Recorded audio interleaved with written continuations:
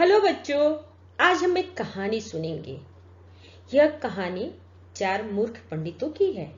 बच्चों, इस कहानी में एक स्थान पर 4 ब्राह्मण रहते थे।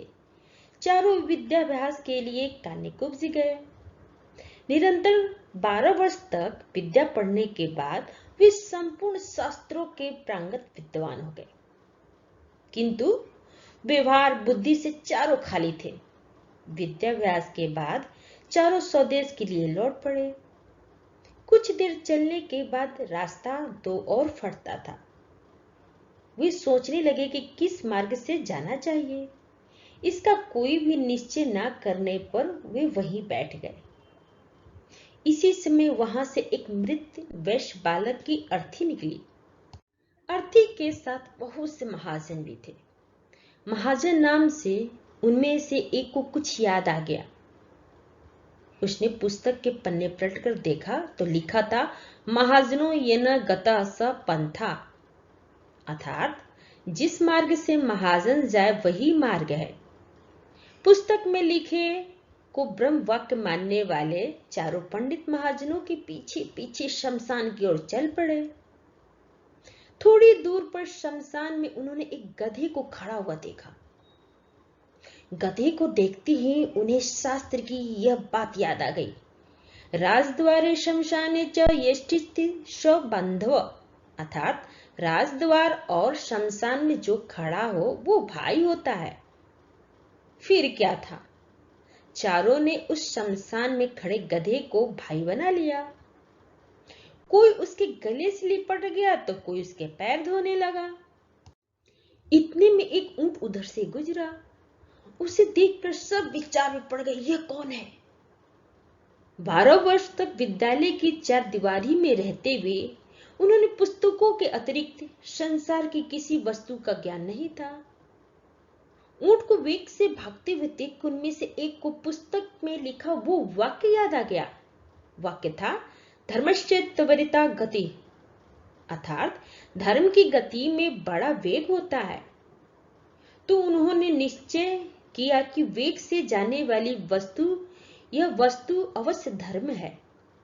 उसी समय उनमें से एक को याद आया, इष्ट धर्मेण योजेत, अर्थात इसका मतलब हुआ धर्म का संयोग इष्ट से करा दे।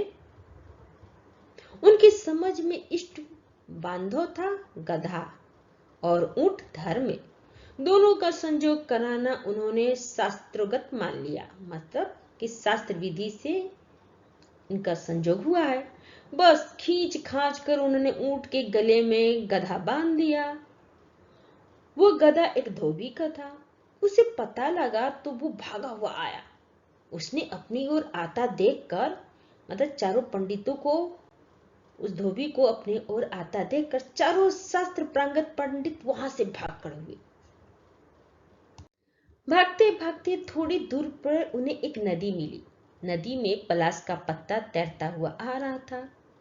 इसे देखते ही उनमें से एक को याद आ गया, अगमिष्यति यत् पत्रम तदृशाम अस्तारयिष्यति, अर्थात जो पत्ता तैरता हुआ आएगा वही हमारा उद्धार करेगा। उद्धार की इच्छा से वो मूर्ख पंडित पत्ते पे लेट गए। पत्ता पानी में डूब गया तो वो भी डूबने लगे। केवल उनकी शिक्षा पानी से बाहर रह गई। इसी तरह बहते बहते जब पहला पंडित दूसरे मूर्ख पंडित के पास पहुंचा तो उसे एक और शास्त्रोगत वाक्य याद आ गया। वाक्य था, सर्वनाशे संपुत्पन्ने अर्थ त्यजते पंडिता, अर्थात इसका मतलब हुआ कि संपूर्ण का नाश होते देखकर, मैंने पूरे को नाश होते देखकर आधे को बचा ले और आधे का त्याग कर दे।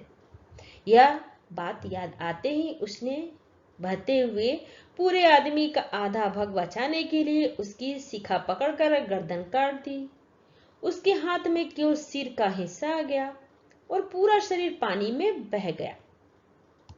उन 4 में से अब बचे 3। तीनों एक गांव में पहुंचे। तीनों को अलग अलग घरों में ठहराया गया। वहां उन्हें जब भोजन दिया गया तो एक ने सेमिया को यह कहकर छोड़ दिया, दीर्घसूत्री विनश्यति, अर्थात इसका मतलब हुआ कि दीर्घ तंतु वाली वस्तु नष्ट हो जाती है। दूसरे को रोटियां दी गई तो उसे याद आ गया, अति विस्तार विस्तृण तद्भवने चिर्युषम। इसका मतलब हुआ कि फैली हुई वस्तु आयु को घटाती है। तीसरे को भोजन में छिद्र वाली वाटिका दी गई तो उसे याद आ गया, छिद्रेष्णर्थ बहुली भवंती, अर्थात छिद्र वाली वस्तु में बहुत अनर्थ होते हैं। परिणाम यह हुआ कि तीनों की जग हंसाई हुई और तीनों भूखे भी रहे। बच्चों, अब बताओ कि हमें इस कहानी से क्या सीख मिली? तो इस कहानी से हमें ये सीख मिली कि व्यवहार बुद्धि के बिना भी कितने भी ज्ञानी पंडित हो वो भी मूर्ख रहते हैं। कितना भी वो पोथी ग्रंथ कुछ भी पढ़ ले, लेकिन अगर व्यवहार और बुद्धि ना हो तो वो लोग अनपढ़ ही कहलाएंगे। सैकड़ों बुद्धियां रखने वाला भी सदा डवाडोल ही रहता है। अगर आपको मेरा ये वीडियो अच्छा लगा हो तो लाइक करें, या फिर कोई डाउट हो तो आप हमें कमेंट बॉक्स में लिख कर बताएं। अगर आप पहली बार मेरे चैनल पे आए हैं तो सब्सक्राइब करें और बेल आइकन को प्रेस करें, जिससे आपको मेरे नए वीडियो का नोटिफिकेशन सबसे पहले मिले। थैंक यू बच्चों, फिर मिलते हैं अगले वीडियो में।